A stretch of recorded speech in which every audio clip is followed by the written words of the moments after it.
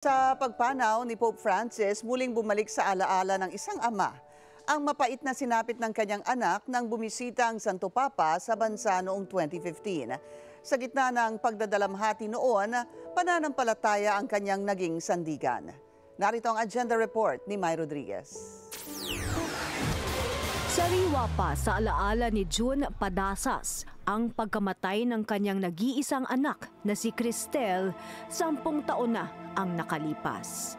Noong araw na yon, volunteer si Cristel sa pagbisita ni Pope Francis sa Tacloban para makiramay sa mga biktima ng Super Typhoon Yolanda.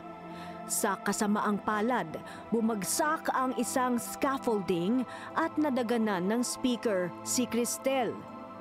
Isang araw matapos ang trahedya, personal na dinalaw ng Santo Papa si June sa Maynila.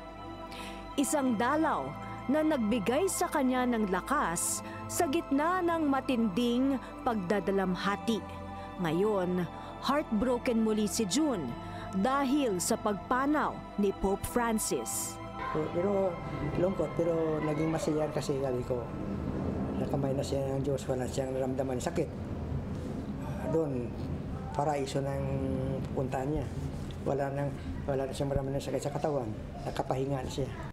Ang una niyang ginawa, magdasal gamit ang rosaryong ibinigay sa kanya mismo ni Pope.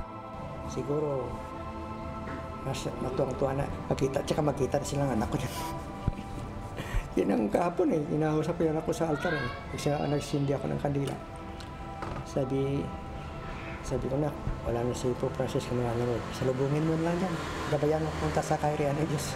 Napakalapit sa puso ng mga Pilipino si Pope Francis. Ang special connection, pinatunayan ng pagdalo ng aabot sa 7 milyong deboto nang magmisa siya sa Maynila noong 2015. Paalam, Lolo Kiko. Para sa Agenda, May Rodriguez, Bilyonaryo News Channel.